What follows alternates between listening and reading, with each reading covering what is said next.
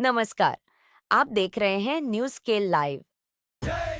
भरोसे की पहचान। आज हम बात कर रहे हैं आस्था, परंपरा और इतिहास के उस अद्भुत संगम की, जिसने झारखंड के हजारीबाग को देश ही नहीं बल्कि दुनिया के नक्शे पर खास पहचान दिलाई है।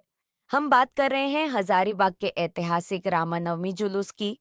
देश में कई बड़े धार्मिक आयोजन होते हैं, लेकिन अगर बात सबसे विशाल और लंबे जुलूसों की हो, तो मुंबई का गणपति महोत्सव, पुरी की रथ यात्रा और अब हजारीबाग का रामनवमी जुलूस, इन तीनों का नाम प्रमुखता से लिया जाता है। हजारीबाग का यह जुलूस इसलिए खास है क्योंकि जब पूरे देश में रामनवमी का पर्व समाप्त हो जाता है, तब यहाँ इसकी शुरुआत होती है। करीब 16 किलोमीटर लंबा यह जुलूस 36 घंटे से भी ज्यादा समय तक लगातार चलता है और इसमें 5 लाख से अधिक राम भक्त शामिल होते हैं। इस ऐतिहासिक जुलूस की शुरुआत वर्ष 1918 में हुई थी, जब स्वर्गीय गुरु सहाय ठाकुर ने अपने साथियों हीरालाल महाजन, टीभर गोप, कन्हाई गोप, जटाधर बाबू और यदुनाथ के साथ मिलकर इसकी नींव रखी।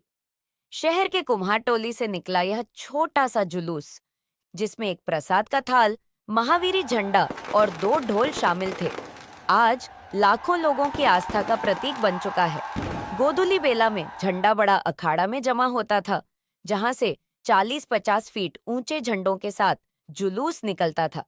बड़ा बाजार होते हुए करजन ग्राउंड तक पहुंचने वाले इस जुलूस में लोग लाठी खेलते थे और फिर अपने अपने मोहल्लों में लौट जाते थे।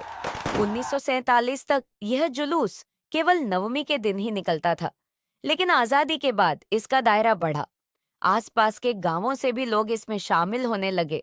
समय के साथ यह जुलूस दुर्गा विसर्जन परंपरा से भी जुड़ गया और इसकी भव्यता लगातार बढ़ती चली गई। पहले गाजा बाजा के साथ निकलने वाला यह जुलूस बाद में बंगाल की ताशा पार्टियों से गूंजने लगा। करीब 100 से अधिक ताशा पार्टियां यहां पहुंचने लगीं। हालांकि आधुनिक दौर में डीजे ने अपनी जगह बना ली है, लेकिन अब फिर से कोशिश हो रही है कि रामनवमी अपने पारंपरिक स्वरूप में लौटे। आज यह जुलूस इतना विशाल हो चुका है कि नवमी से शुरू होकर दशमी और एकादशी तक चलता है। पिछले कुछ वर्षों में यह जुलूस रात 9 से 10 बजे तक सड़कों पर रहता है और अंत में जामा मस्जिद होते हुए इसका समापन होता है।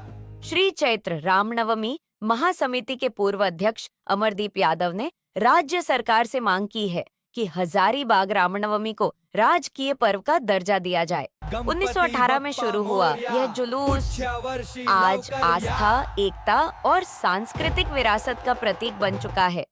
हजारीबाग का रामनवमी जुलूस अब सिर्फ एक परंपरा नहीं, बल्कि एक पहचान बन गया है, जिसे लोग इंटरनेशनल रामनवमी के नाम से भी जानते हैं।